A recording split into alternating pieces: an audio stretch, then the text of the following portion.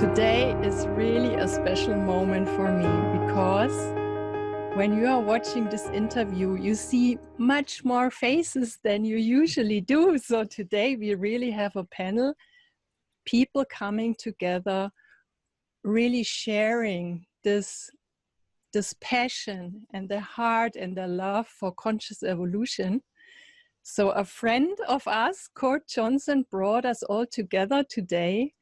And I'm really looking forward what we kind of really will explore and also make, I hope, tangible and sensible for people watching this and being with us. And I want to really take a moment for everyone here now in the space with us, really opening your field and connecting to everyone near and far who is interested in consciously evolving and really seeing the incredible time we are in now in the history of humanity, which is a huge, incredible chance to birth something new and meaningful and co-create a world we all know in our hearts is possible. And we are so many coming together, creating resonance and coherence. And I just want to give you this moment to sense how that feels, how it is to be together in that space.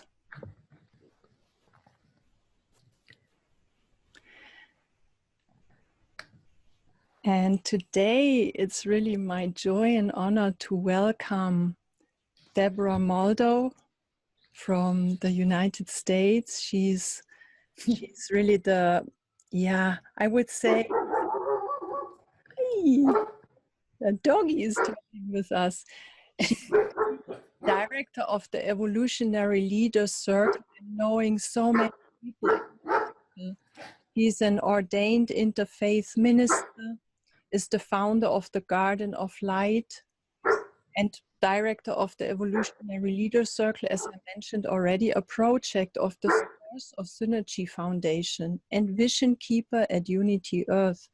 She represented May Peace Prevail on Earth International at the United Nations for more than 20 years. So Deborah, I'm really so happy that you are part of our circle and you know everyone here also personally. And I will hand over to you to introduce everyone to us and then move on in our flow. Thank you so much, Puria.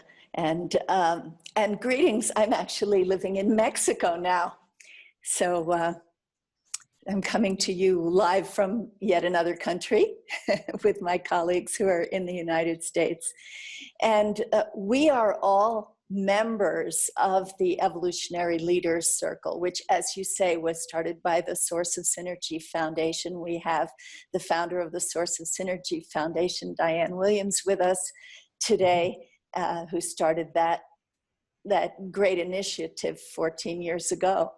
And it's so exciting for us to be with you at the Conscious Evolution Summit, because the Evolutionary Leaders Circle is devoted to conscious evolution. We come together around the concept that we are at a unique place in human history where we are able to co-create the future together. As the United Nations calls it for this year's International Day of Peace, the theme is shaping the future together. And that is the heart of the concept of conscious evolution. And we have spent the last year or so putting together a new book that is coming out on September 1st called Our Moment of Choice: Evolutionary Visions and Hope for the Future. And that title, Our Moment of Choice, you know, that resonated with us right away at the time. But now that the whole world is in the grips of this pandemic and everyone is really looking at how we live our lives and what our previous choices have resulted in on the planet. And I think much more clearly than ever, seeing the need to move in a fresh new direction. The title, Our Moment of Choice, seems more appropriate than ever and clearer to everyone. So all of the wonderful evolutionary leaders who are on your program today have contributed chapters to this book, Our Moment of Choice. And we're going to be talking to you about a little bit about the concept of the book, and then giving you kind of a taste of some of these chapters, which were actually written by 43 members of the Evolutionary Leaders Circle, and a lot of people that all of you know well.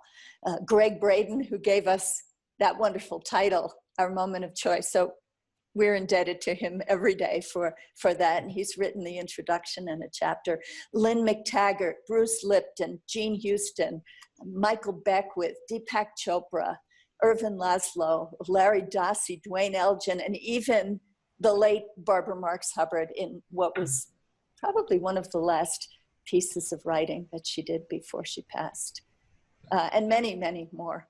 So today you're going to be hearing first from those of us who are on the creative team for the book, including Diane and Bob Atkinson, who really sparked this project and has stewarded it just brilliantly and with such a full heart and dedication. So we owe a big debt of gratitude to him. And then we'll be getting some glimpses into the chapters from these two dynamic couples that we have on the program today, Doctors JJ and Desiree Hurtak and Joan Borysenko and Gordon dveirin. So each of those pairs has co-written a chapter, and they'll be telling you about that a little bit later. So first, I would like to introduce to you, to give some background on Our Moment of Choice. One of our co-editors, Bob Atkinson, and he is a PhD, author, educator, developmental psychologist. He's a 2017 Nautilus Book Award winner for The Story of Our Time, From Duality to Interconnectedness to Oneness. He's professor emeritus at the University of Southern Maine, founder of One Planet Peace Forum, and an authority on life story interviewing, pioneer in the techniques of personal myth-making and soul-making. I love that phrase. And deeply committed to assisting the evolutionary impulse toward wholeness and unity. So Bob, please tell us a little more about the book. Thank you, Deborah. Yeah, it's quite a story here about how this book came into being. I mean, it's really remarkably timely and relevant, and it addresses what is currently unfolding in the world and why every one of us is needed to turn this world into a place of cooperation, harmony, and unity. So as Deborah said, 43 evolutionary leaders have come together for the first time in a book to engage and synergize us all around the solutions and to the challenges facing humanity and the visions to carry them into action. This book provides the tools and resources needed to bring the transformation of consciousness already underway to its successful completion and build the future we envision. This book is a gift to humanity. And it's really, it's really an honor to be a co-editor with Deborah and Kurt Johnson. This book has so many incredible contributors. It's really a testament to how effective and rewarding teamwork can be. So how this book came about is a very interesting story of synergy and convergence in action. the idea for this book is really for a book like this, with many of the same contributors, first came to me in 2012 when I shared my idea with Barbara Marx Hubbard, who liked the idea. But I had a couple of other books I was working on at that time and over the next few years. So it wasn't until I became a member of the Evolutionary Leaders Circle in 2018 that I proposed to Diane and Deborah that we do this book. That was when I found out that this had been a project of the Evolutionary Leaders as well, about 10 years ago, but wasn't completed then. Diane and Deborah quickly agreed that we should look into it as things were different then. And Deborah and Kurt quickly and graciously agreed to be co-editors with me. So a concept, some guiding questions, and a proposal was drawn up, and an invitation was sent out to all the other evolutionary leaders. We quickly got back many generous responses from those who wanted to contribute a chapter. The all-important process of finding the right publisher serendipitously led us to Beyond Words, an imprint of Simon & Schuster. And that was another wonderful team to work with. Then we had, with the 43 incredible contributors in place, we all put this book together in about a year and a half with everything come together so smoothly. The title we settled on, as Deborah said, was Our Moment of Choice, which was the title Greg Braden came up with way back for the first EL book project. And this still is, and maybe even more so, a very critical moment of choice for humanity as a whole, because we're currently facing a series of interconnected challenges while also experiencing an unprecedented global shift in consciousness. So we wanted to offer up creative visions to live into. And for the subtitle, we wanted to capture the essence of what the evolutionary leaders are really all about, and also express the confidence we have in humanity to call upon its inherent potential to make this course change that is absolutely necessary now to co-create a just, sustainable future. So the subtitle became Evolutionary Visions and Hope for the Future. In fact, the very nature of the evolution of consciousness gives us an abiding hope for the future. The timing for this book, as Deborah also mentioned, couldn't be any better than it is right now. And what really struck me from the vantage point that I had working on this book is the breadth and depth of all the 43 contributors, most of whom are very well recognized in this field. But each one of them is offering a unique and vital piece to the big picture of the transformation of consciousness that is taking place in the world right now. And this much needed book addresses a range of topics, from how we're living into a new story, to how we're building bridges to a global community and a culture of peace, to how science and spirituality are coming together in a new vision of evolution, to how the entire universe is alive and conscious, and why we are planetary stewards, to why we are also ethical stewards of the Earth's economic integrity, and how we can work with the mind-body-spirit connection to heal ourselves and the planet, to how research and education are being used to awaken, elevate, and evolve consciousness, to how new frontiers are being pushed to view the cosmos as a fully integrated whole, to how we can better envision the big picture to support global transformation. These are all threads of a larger whole, and each one is deeply interconnected with the other. And Deborah mentioned many of the contributors to the book, so I won't go through that list again, but I think I'll pass it back to Deborah so she can introduce Diane. Thank you, Bob. Thank you for everything.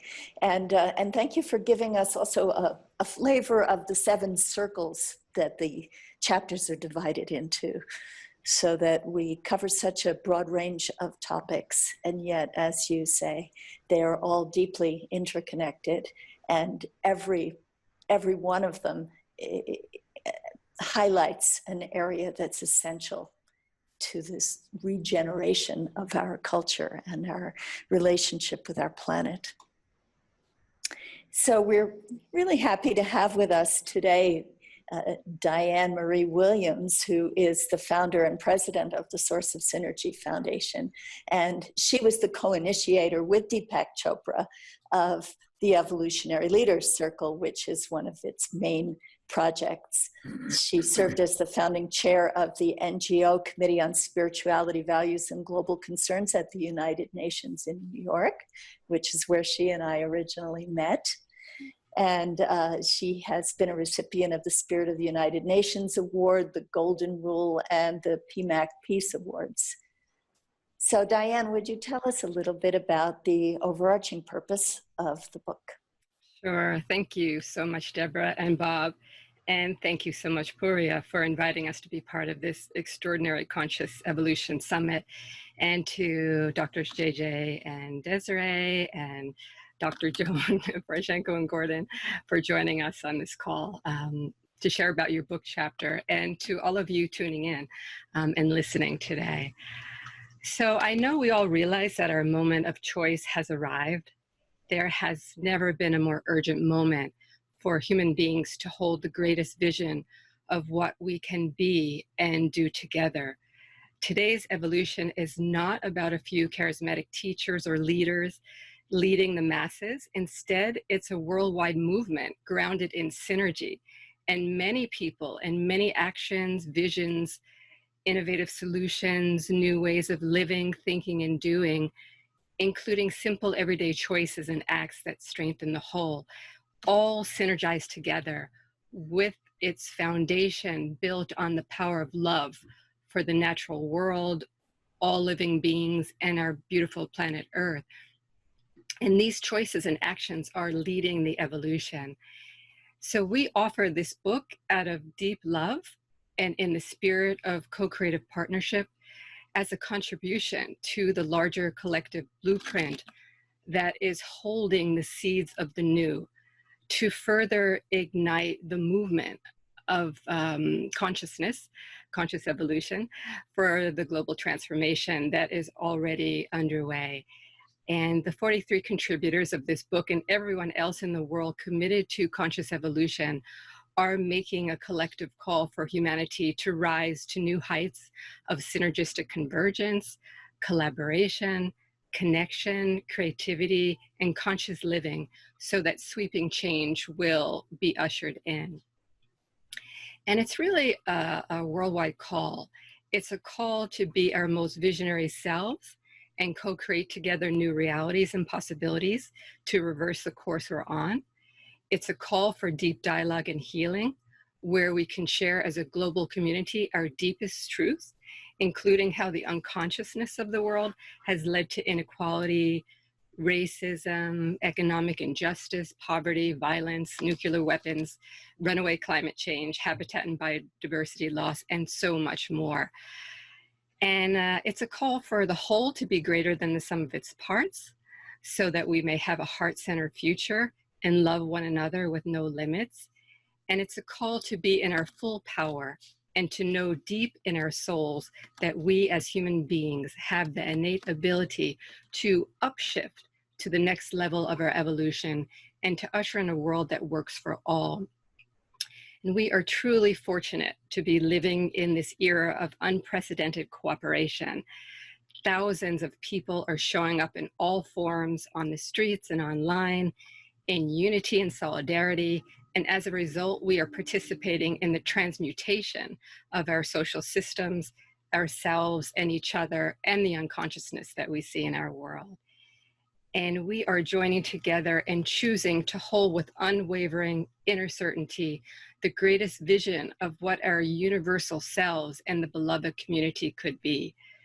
And at our moment of choice, many thanks to all of you that are putting forth elevated thoughts, words, actions, intentions, innovations, possibilities, and much, much more into the collective consciousness.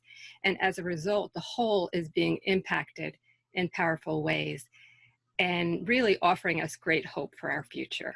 So thank you. Oh, thank you, Diane, for those inspiring words.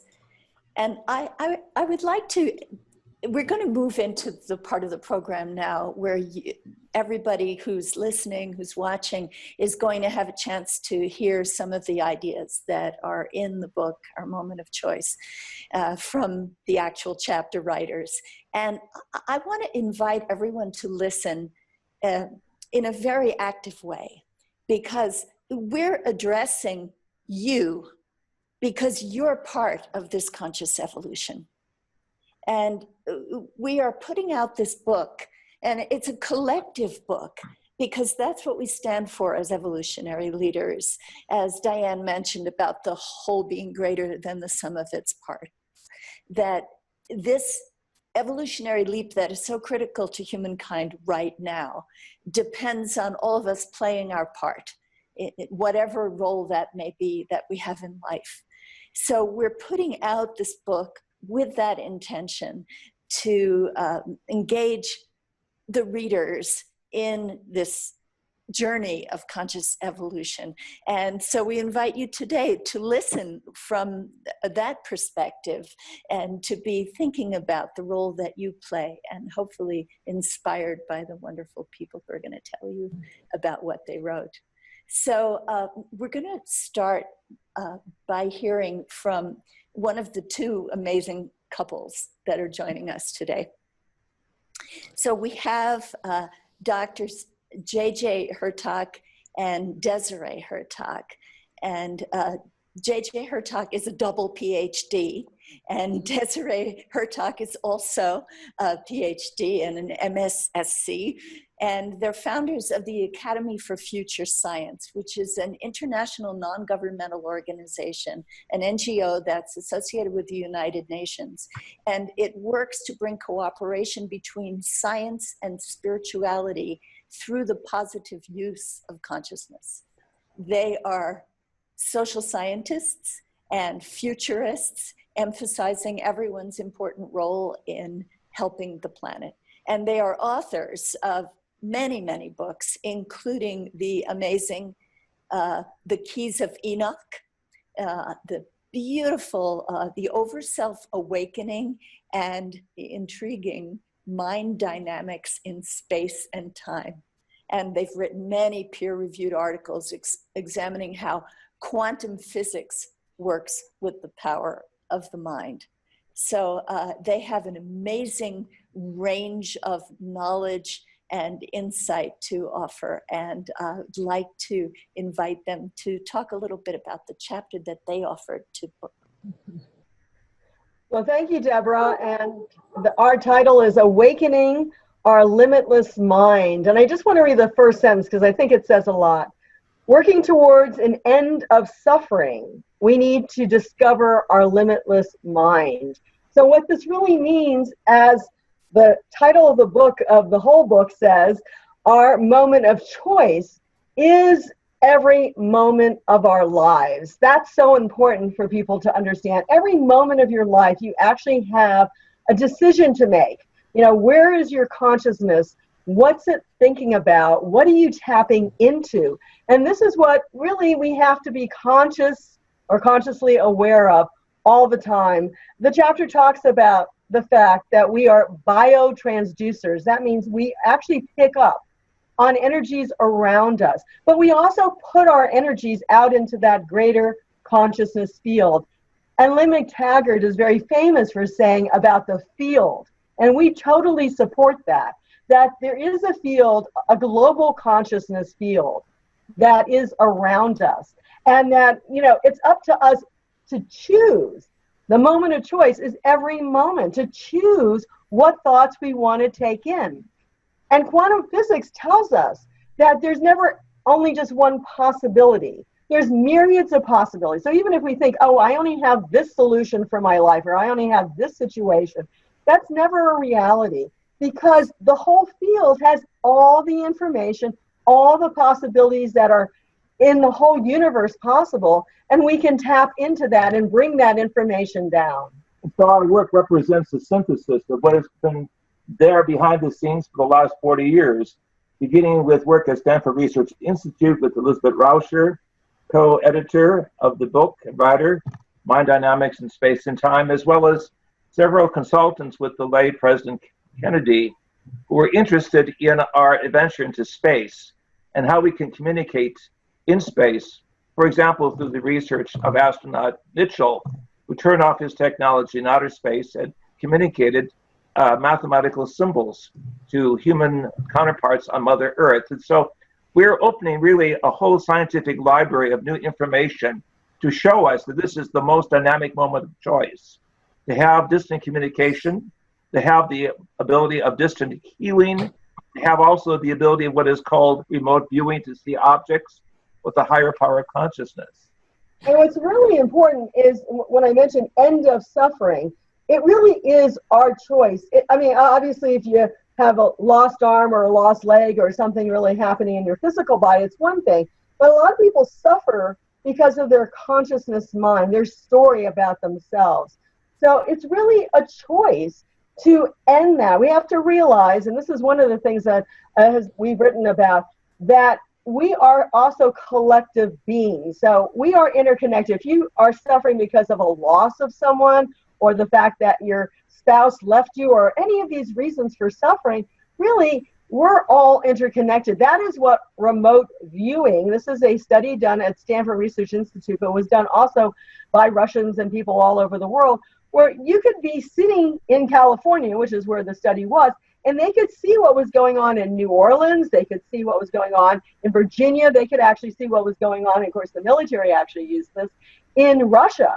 And one time they actually even read the names of files in a file cabinet that was top secret. And this is what really gave them the government funding to do this.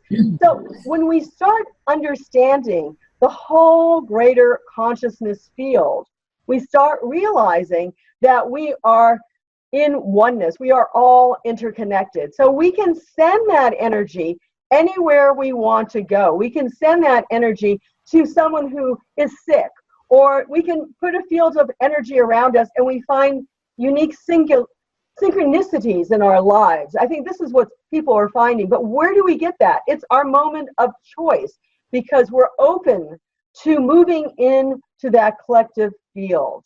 In a few words, it's a recognition that there's only one human being on this planet, and we're all part of this consciousness. Consciousness is the hidden variable for quantum transitions. And the more we know about our consciousness expansion, the more we see the unity of the human family and the vision of Barbara Marx Hubbard and astronaut Mitchell that we are homo noeticus, consciousness humanity expanding. And ultimately, as we begin to understand our destiny in space, we will be multidimensional beings with all of the great gifts and knowledge that we have had from the great traditions of the East and the West. And if, even as the Kabbalists would say, we are the living tree of life, expanding its branches of knowledge in all directions. And that's where love comes in. And we also mentioned the importance of love in our book, or in the chapter in this book, because basically we can receive love, but we can also send love. So think about sending love to the consciousness field. We've done this with doing prayers for peace on the planet, and really you can make a difference. And that's what's so important. Every moment of your life you can make a difference, not only for yourself, but for the planet and for people around you. You actually can change the field of energy and get rid of the negativity. That's your moment of choice. Use the positive energy to bring down the higher reality of who you truly are as beings who can make a difference on planet Earth. So this means a new sociology of unity, a new psychology of positive thinking, and a new spirituality of recognizing that we are all connected with the prime source. We have this great adventure before us now. It's up to us to make that decision to think positive and to be that synergistic symphony of love, wisdom, and compassion so desperately needed as we go forth in the 21st century. Thank you. Oh, thank you so much, Drs. Hurtak. I think you can all see that we're quite confident of the success of this book because of the brilliance of each of the contributors and the amazing light that they shine through the different chapters, looking through different lenses at this moment of choice that we're all in right now. So I want to introduce you to our other power evolutionary couple that are joining us today, Joan Borysenko and Gordon dveirin. And the wonderful chapter title that they have is The Noble Future, Becoming Fully Human. So Dr. Joan Borysenko, Ph.D., is a world-renowned expert in the mind-body connection. She's a licensed psychologist and Harvard Medical School trained cell biologist, and she synthesizes cutting-edge science with deep humanity. She's a New York Times best-selling author of 17 books. She's president of the Mind Body Health Sciences, LLC in Santa Fe, New Mexico. And she is married to Gordon dveirin, EDD, who approaches organizational, social, and cultural change as learning our way into the future together. He describes this in his doctoral dissertation, From Manpower to Mindfulness, the High-Tech Culture of Emergence and its Implications for Education. He assisted Rachel Kessler in founding the PassageWorks Institute, a leading catalyst in humanizing education. And with Joan, he co-developed the Claritas Institute for Interspiritual Inquiry and co-authored Your Soul's Compass. So Joan and Gordon, please tell us about the noble future, becoming fully human. Joan, you're on mute. Joni, you're muted. Thank you. I muted myself so that our poodles wouldn't take center stage in describing the chapter. But I'm sorry that we're not sitting together. The way things were configured, it was difficult to do that. But I'd like Gordon to start, because for many years, you know, we've been together for 17 years. And from the time we met, the idea of a noble future where we could really help our children develop to the fullest, because they are our future, has been Gordon's really great impetus in this world. And so I'd like him to start describing our chapter on the noble future. And then you'll see the part that I put in has a great deal to do with the importance of dealing with trauma in terms of the development of our humanity. So Gordy, take it away, sweetheart. Well, I'd like to, reflect back on Greg Braden's excellent introduction to the book, where he raises really the fundamental question that we raise also in our piece, and that is, who are we? What does it actually mean? What does it actually mean to be human? Who are we becoming in the 21st century and beyond? That is, truly, I think, the most essential question. When it comes to hope, vision and hope, I think of Eric Fromm saying the difference between hope and mere wish is that hope is based on an actual perception of potential, of possibility. So it's like X-ray vision that sees beyond the cynical realism that is hung up with surface reality, and it says, what's the potential that's actually there in the ground? It can be a garden. And what is the potential in our children to develop all of the core capacities they need to shift our consciousness, to evolve us, to move us more deeply into connection with our own deep selves, with the whole community of life around us, other people and all living beings, and also with transcendent meaning and purpose, with spirit. In fact, it's interesting that I understand science now defines spirituality as deep connection, and that can actually be verified with neuroimaging if we're deeply connected. And so what are the core capacities we need for that connection. You know, they're connections that are not only of mind, but of heart, but of our senses, of our bodies, and again, as I've said, of spirit.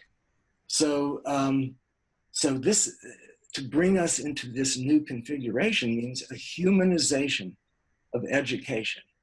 You know, beyond the old idea that humans in the 18th century were a tabula rasa to be programmed. You programmed them with whatever kind of content, and then you measure what goes out the other side, which is what our production model delivery systems for education have been.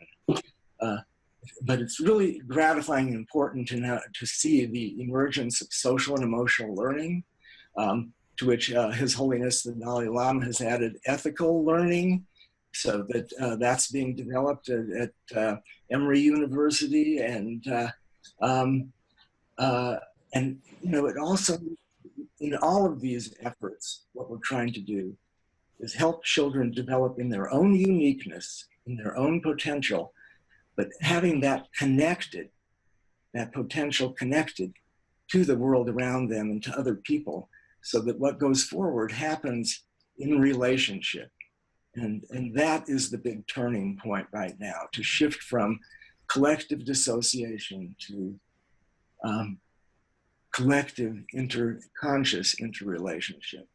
And then our ability to respond in the moment to what is changing in the field, coming from our own best, deepest selves. Yes, and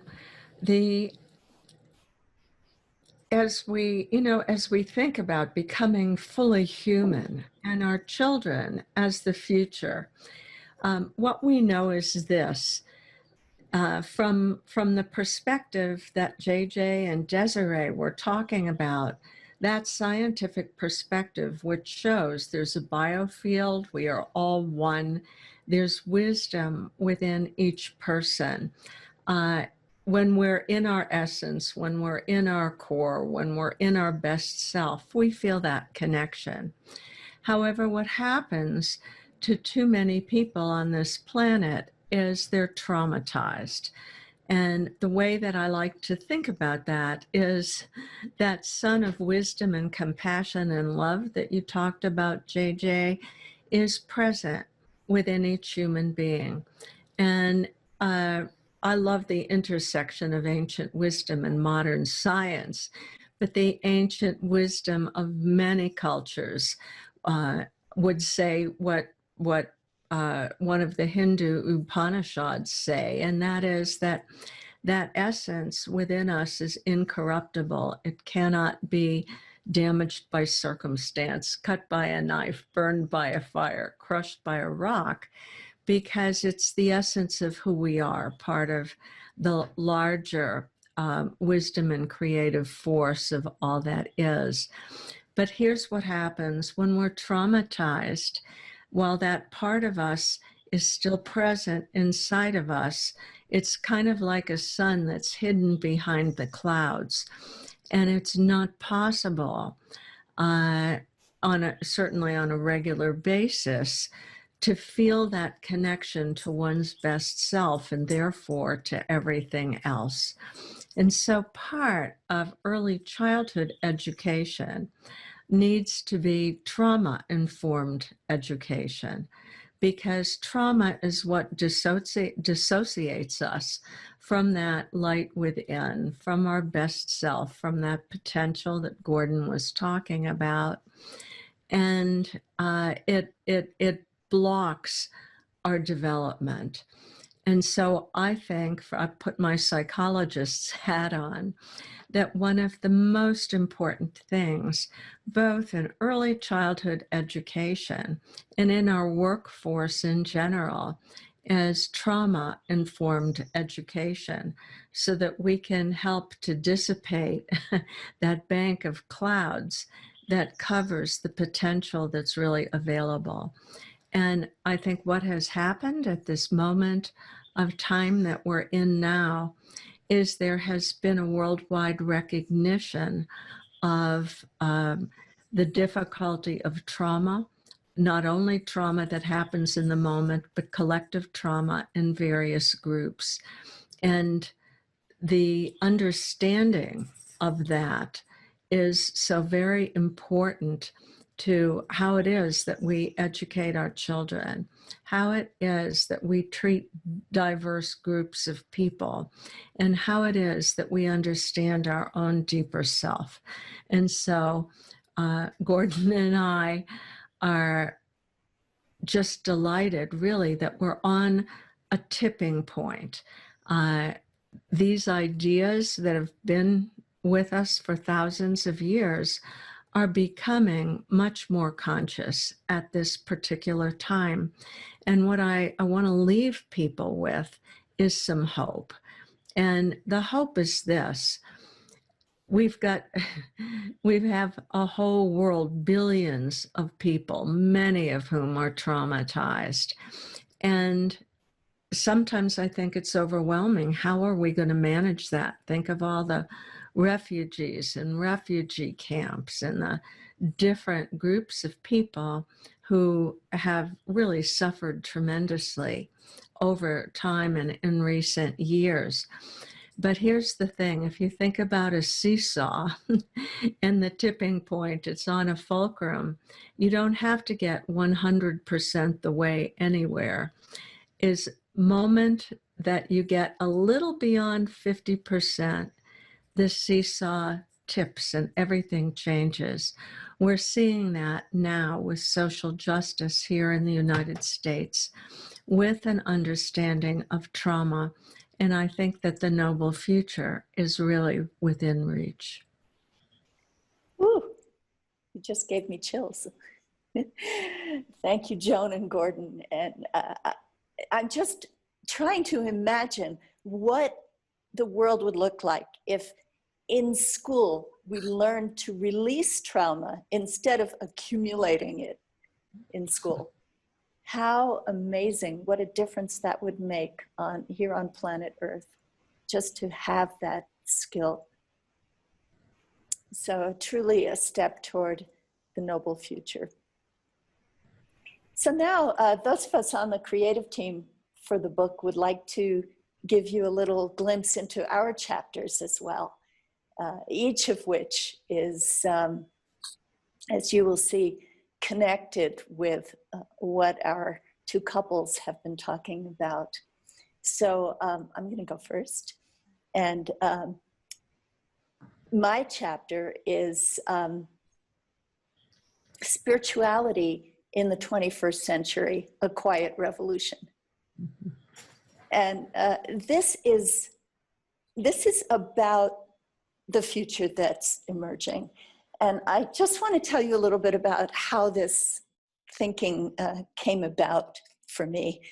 As Puria mentioned in my introduction, I'm an interfaith minister, and I was leading monthly interfaith Sundays at a beautiful little chapel in Westchester, New York. And that made me start to think about my own beliefs. And I realized that when I was ordained in 1993, I didn't really have any beliefs, certainly nothing hard and fast. And that made the interfaith path perfect for me because I could hold different points of view and really examine them and experience them without the prejudice of a hard and fast belief system. But then I realized that 20 years later, I actually had beliefs. I had quite a few beliefs, and everybody I knew shared those beliefs, including many of my friends from different parts of the world and even different cultures. So I saw that there was a phenomenon emerging, a global spirituality that nobody's talking about, nobody's looking at. This is why I founded the Garden of Light as an online platform to explore what's going on here. So an example, for instance, of a belief that I think is quite prevalent right now is that every religion and spiritual and indigenous tradition holds truth. and that none of them has the entire picture, and maybe the entire picture is even beyond our human comprehension. But there is light coming through all of these different windows from different cultures and languages, and that they're all beautiful and that they're all worthy of respect. And this new sense of respect for indigenous wisdom is particularly apparent right now. When I was growing up, we had cowboys and Indians, you know, and the Indians were the savages, and they were the ones that would get shot in the movies, and nobody was thinking this was a tragedy. And now we look to indigenous wisdom as possibly helping to save us from extinction, because they still retain some of that knowledge, deep ancient knowledge of how to live in harmony with the earth. And there's another emergent belief, is that the earth itself is a living system, and we are part of that system. We are not the king of the hill come to extract the resources unconsciously, as Diane was talking about before. No, we have to respect that everything is part of this global consciousness, and we are an integral part, and that's why our everything that we think and feel and do is part of the whole and contributes to the whole. So these are just a few of the beliefs that we can heal ourselves and one another, the belief that forgiveness is a path to healing relationships, even the overarching belief that we are responsible for our own lives, and that blaming other people doesn't get us anywhere. So all of this, it's not a religion, it's not a dogma, but it is a spirituality, the idea that our minds cannot contain the mysteries of the universe. So awe and wonder are appropriate responses. And that meditation is a technology that can bring us into our deepest selves. And that if we open our hearts, we will be more available to the intuition that guides us through life. And we will appreciate the people around us and the abundance of nature.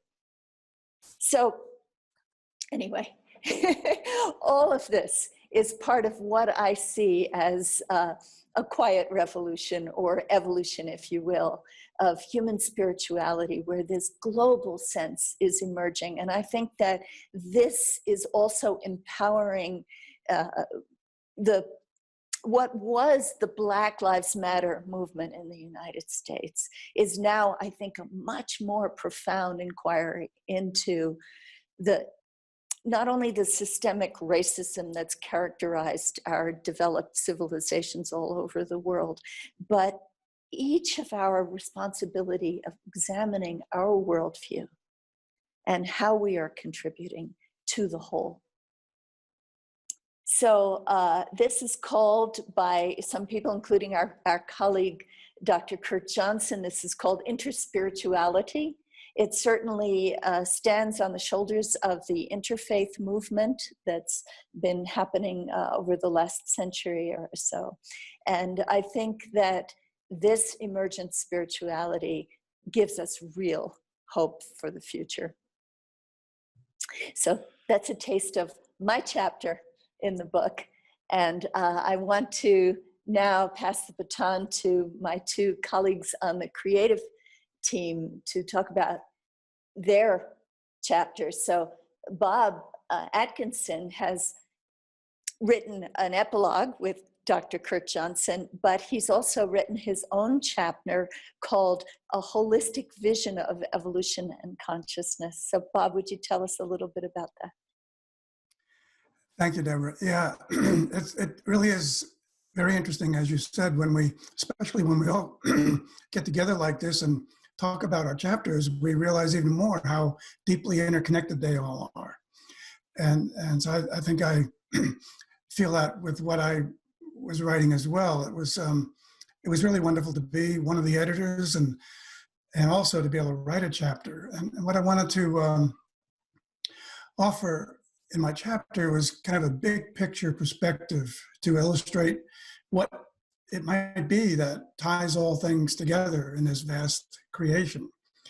And so I began with evolution, looking at that, because some people live with a consciousness that only certain things evolve, while others see all things as evolving. And that makes it very important to understand the nature of evolution itself, to be able to transcend a prevailing, unsustainable consciousness of duality that separates us and endangers our very survival. So understanding evolution in all realms as purposeful, with a developmental trajectory toward fulfilling an innate potential, is what allows us to see cooperation and harmony as what will fulfill our inherent potentiality, both individually and collectively. And we see this again playing out in the streets of America and the world, with the protests collectively moving us closer to a just and equitable global community.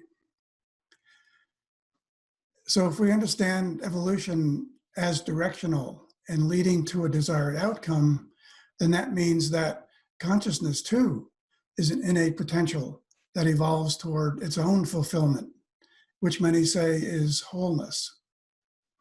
So we're realizing that the entire human family is a whole as well, and that our collective strength is in our unity of purpose, which also happens to be central to the evolutionary impulse. All this means that we need a set of unifying principles to live by, which is what I offer in the chapter as well. And these are determined by, in my view, what characterizes the spirit of our time, which many also think of as a consciousness of oneness. So living into unity, wholeness, and oneness, or the future we envision, will happen much more smoothly when we have a set of unifying principles to live by. That's what my chapter offers. Thank you so much. And finally, you're definitely going to want to hear from Diane Marie Williams about the magic that we can discover in her chapter by putting on our red capes and activating our superpowers. Thank you, Deborah. So just to start by presencing what is. As we know, our world is currently experiencing multiple crises all at the same time that have clearly come from unconscious aspects of our human nature. We have an inequality crisis that has spanned across centuries, a current virus crisis that is rooted in how humanity has treated animals and their habitats, and a climate crisis that's so vast that 11,000 scientists have given us a dire warning that if we don't change our ways, we and so many other precious life forms on our planet will go extinct. So just sitting with that is just overwhelming. And the underlying root of all of these crises is a world, I think, at least, is a world scale human identity crisis. We don't know who we really are. And as a result, we are not operating at the most advanced level that we as human beings can possess, whether that's individually, collectively, or cosmically. And our moment of choice is requiring us to fully know ourselves as the superhumans we are, because in order for us to turn things around, we need to transcend the limitations of space and time and move into the quantum field where all is possible. And a big part of this is realizing that our essential nature is already equipped with extraordinary capacities. We just have to consciously activate them by truly embracing and embodying this part of ourselves. And once our consciousness becomes liberated from cultural programming and outdated worldviews, limiting thoughts and separation of all form, these capacities, our superpowers, will arise effortlessly. So what would it take to embody a whole new operating frequency? So I just want to quote renowned inventor and futurist Nikola Tesla, who made two important statements that I think hold the keys to activating our superpowers. One is, if we want to find the secrets of the universe, think in terms of energy, frequency, and vibration. And the second one is, the day science begins to study non-physical phenomena, it will make more progress in 1 decade than in all the previous centuries of its existence. So in order to activate our most advanced capacities that will lead to true conscious evolution, we must be individually, collectively, and cosmically coherent. So coherence is the quality of forming a unified, connective, cohesive whole of diverse elements. So when people say our mind, body, and spirit need to be aligned, that's an example. So in order to achieve individual coherence, it's essential that we embody the frequency of what we want to build. We need to ask ourselves if what we are doing in our lives correlates with what our body, mind, emotions, spirits, and hearts need. Are all these pieces in energetic alignment and cooperation with each other? Does your day-to-day life make you feel happy, connected, and alive? Are you working at a job that elevates your spirit? Are we living our values in our day-to-day interactions, especially how we treat those closest to us? Are we making choices like buying products based on what's in the best interest of the whole? And are we making conscious choices to deeply listen to the collective conversation that is facilitating evolution at the moment? A listening that involves really hearing all perspectives and creating a vision and action steps that are consistent with this deep listening. So are we saying, thinking, and doing lining up? And if not, our coherence is not very strong. Collective and cosmic coherence can only be obtained if we have individual coherence. And it's really important to check in with our inner coherence on a regular basis, and then make the necessary adjustments needed, and to really be in touch with our heart's desires, as Barbara Marx Hubbard says, in our everyday life. Our hearts are really the portals that lift our vibrations, divine energies, qualities, and abilities upward. So it's very important that we take the time to do what we love, even if it's only 10 minutes a day, like cooking or dancing. Whatever it is you love and helps you get in a coherent state, do it on a daily basis and make sure you do it. Just take the time, because it will really uplift your vibration. And next is to be in collective coherence. When we fine-tune our individual coherence, our energy, frequency, and vibration are stronger, and we begin to attract others that are also wanting to exponentially increase their impact and consciousness, like everybody on this call and everybody tuning in.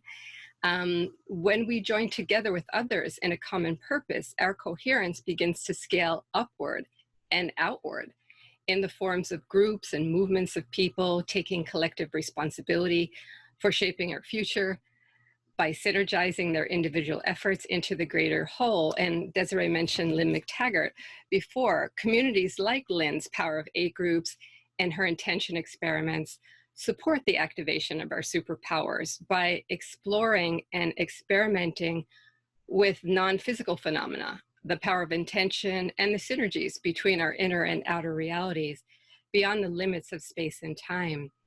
Her intentions continue to activate the collective consciousness and multidimensional abilities of the groups of participants, resulting in countless spontaneous healings of all kinds, including the healings of certain people of different medical conditions that Western medicine was not able to cure. I know I participate in some of her experiments, and it's just incredible.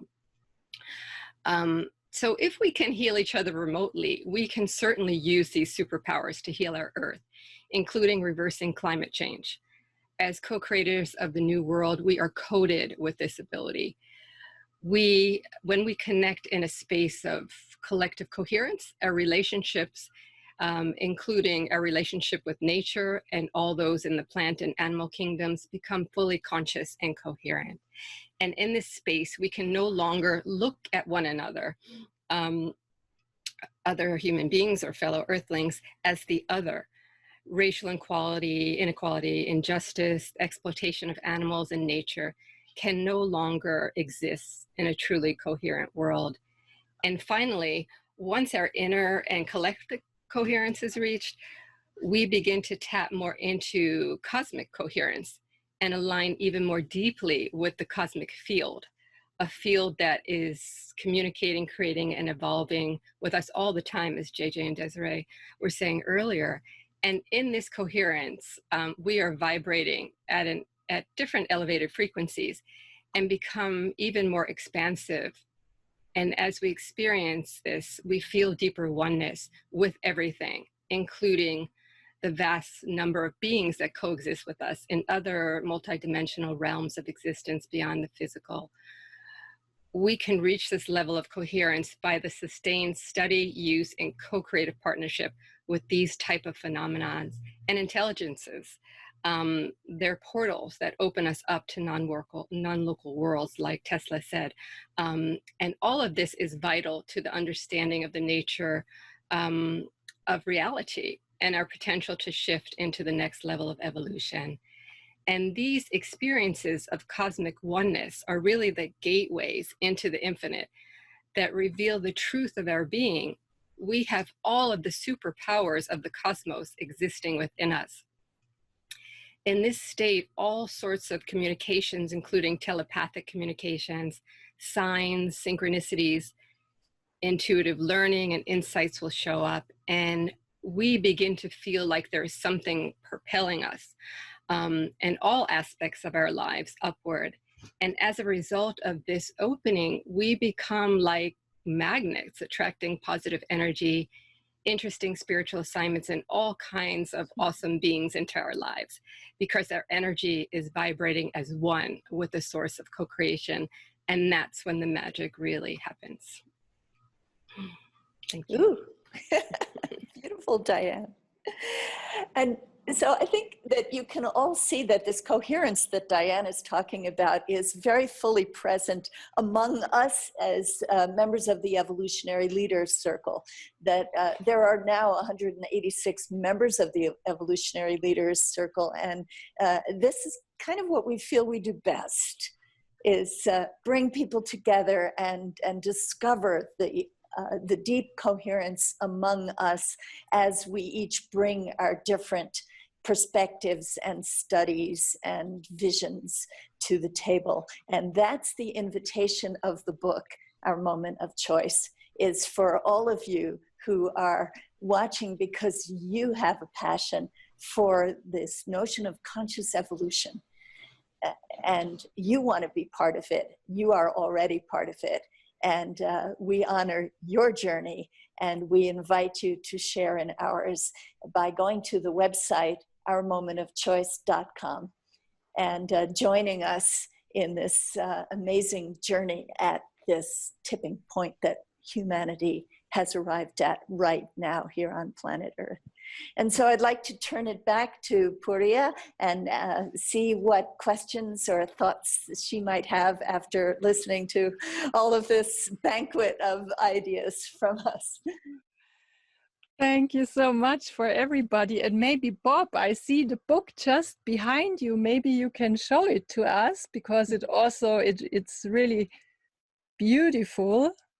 So say something, then you get highlighted. Can you say something, Bob? You need to unmute. Then we have you on the speaker's view. Well, we've just spent the last hour or more talking about everything that's behind this cover. So as Deborah said, we just really encourage everyone to go out and get it. And it's really meant to provide the tools and resources that all of humanity needs to bring this transformation of consciousness that's already underway to a successful completion. So we're very excited about it being out there for the world. Wonderful. And it's really, I mean, I haven't seen the cover, but while I was listening to you, all of you and connecting to our audience all over the globe, what I saw was a big heart in the middle and strings going out of it and really reaching everyone and moving through everyone and out of this planet and into the universe and into space before existence. And then now on the cover I saw those hearts. So that's really beautiful. Yeah, and what I also had a sense was kind of really walking with you through a garden. And I imagine really every one of us like a garden, and we coming together and co-creating a huge, large garden where we can visit your garden, you can visit my garden, and we can learn from each other and exchange seeds and ideas and take care. Maybe I water your plant when you're away, you come here there. So this image of the garden was very much here, and I feel a lot of just love and care, and of course also this interconnectedness of that was so palpable for me. And I guess everyone who is now still with us will want to have a look in this book, and I really want to invite you to do so.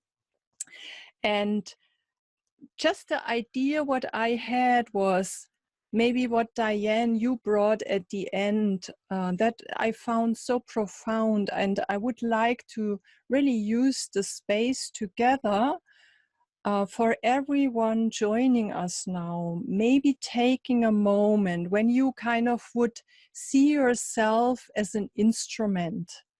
And I always have this image when we are in coherence, we are like a really tuned instrument. And really take a moment when you connect to yourself, to your heart, to your essence, to really what is much, much larger than just this physical appearance in this lifetime now. And take a moment without judging, just with a curious, open and honest look, sensing your system, how you are vibrating on a physical level, on an emotional level, mental level, spiritual level. What do you sense? Are you in tune with yourself? And you can also ask yourself if you have the sense, it could be tuned better, to really ask, in which area do you want to put more focus today, or maybe in the next days, to maybe clean something up, to maybe bring something more into your life, and really take this field together to get a bit clarity and inspiration. So what does all what you have heard here mean for yourself, and how can you move with that into the day and the next days to fine tune your own unique instrument? And with that, I also see us really coming together, this precious instrument as an orchestra, playing wonderful music together and also improvising. I sense just it's also a time where we not only play pieces we know and we heard, we need to dare to improvise, to see how can this instrument be used and how can it play with others to really create something new. Yeah. And there was also now this impulse, instead of going kind of more intellectual questions, I would like to invite you here now with us in the panel and also our audience to take a moment and envision when you would connect with the world we are in right now. and you go further into the future, half a year from now, and you continue moving into the future a year from now, 5 years from now, and 10 years from now. And don't think about what might be there, but open your heart, open your senses, open your energy system, and tune in. What is your world looking like 10 years from now? What do you see when humanity is following consciously the impulse of evolution and finding together and co-creating more and bringing synergy together? What do you receive? What image do you see? How do you feel? And I would like now everyone here in the panel with us just taking turns to share what you received. And I also want to invite our audience, sending via email or in our Facebook group, what did you receive when you tune into, from a space like that, into the future? What came up for you? And I just pick one person, and then we can kind of go through what comes. And Bob, I just choose you. What did you receive as an vision and image and sense? Well, thank you so much, Puria, for creating this space and this visualization for us all. It was really kind of easy to be taken in with what you were creating there. And what came to me was just the strong feeling that that love, which is the unifying force of creation, is so much more evident from now into the future. As far as we can go, we all become much more aware of love as the unifying force of the universe. And that really changes everything in our relationships with each other and organizations, institutions, everything. Thank you. And Bob, do you want to choose the next person to share? Joan.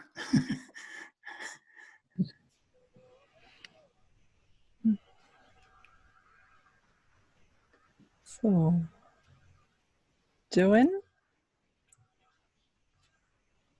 what did you receive?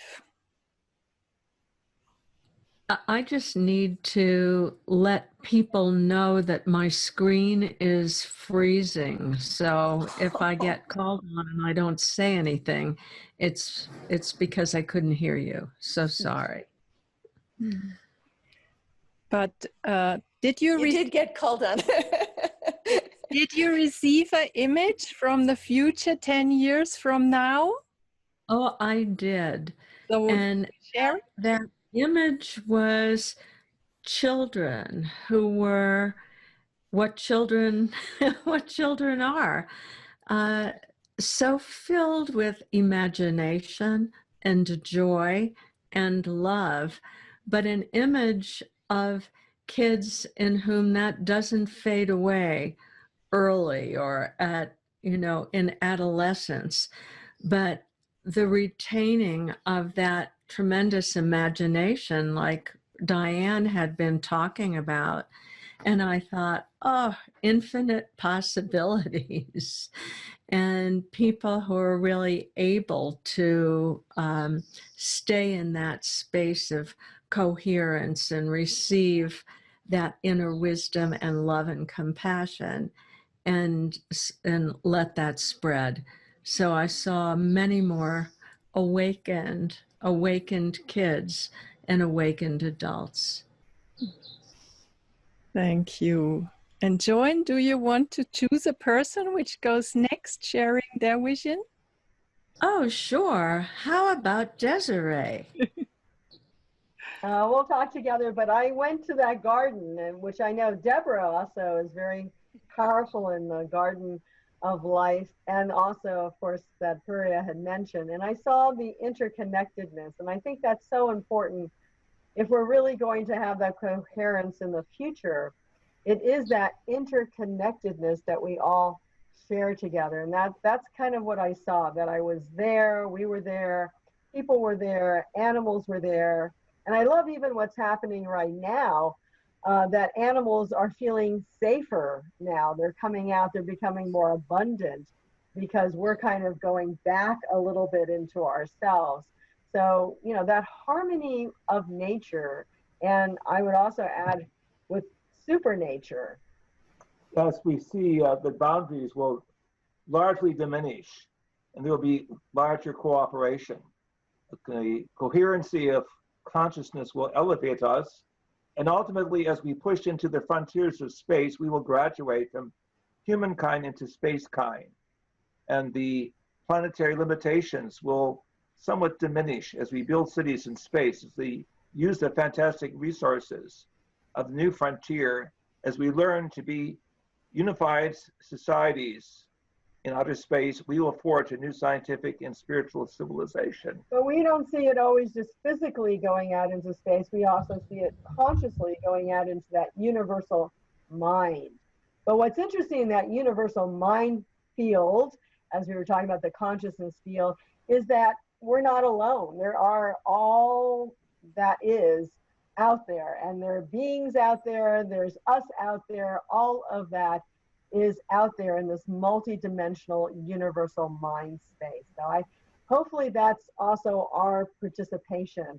Maybe not 10 years, but certainly 20 or 50, and maybe even tomorrow for many of us. We will be becoming a universal humanity. Thank you. Okay, so who can we pick? We'll pick Deborah because she's right there. Well, thank you. Who is next? Deborah. She picked me. Right.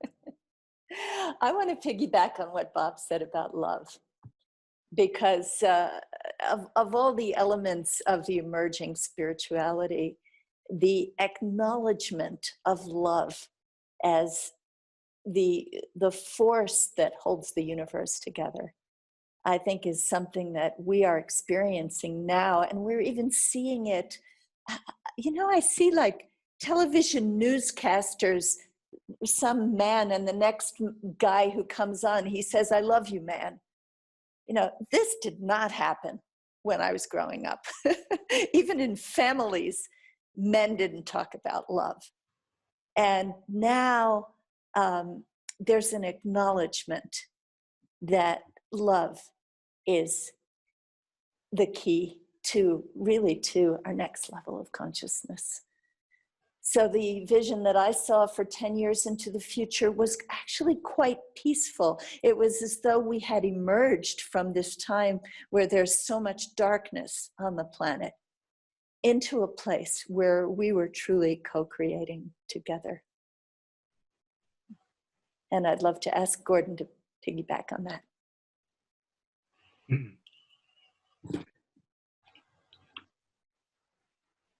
Oh, let's see.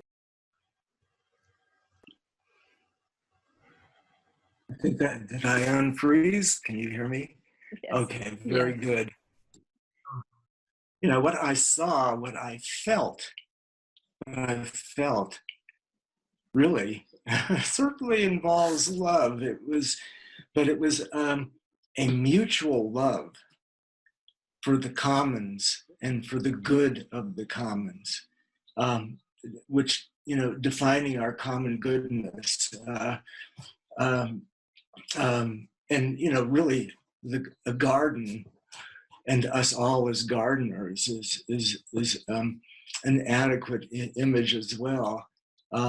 you know, and what's important to me is that this is not just merging into something shapeless or undefined. It's each person in their, as a unique soul, in their own personal presence, but a presence that expands into the oneness with the whole that we're all part of.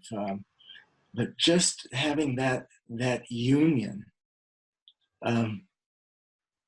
just the feeling of it is enormous, enlivening. So that's what came to me. Thank you. So Diane, I guess. Yes. Next. Okay. Well, thank you for that beautiful visualization. I went into it thinking of something that Bob stated earlier that really stuck with me.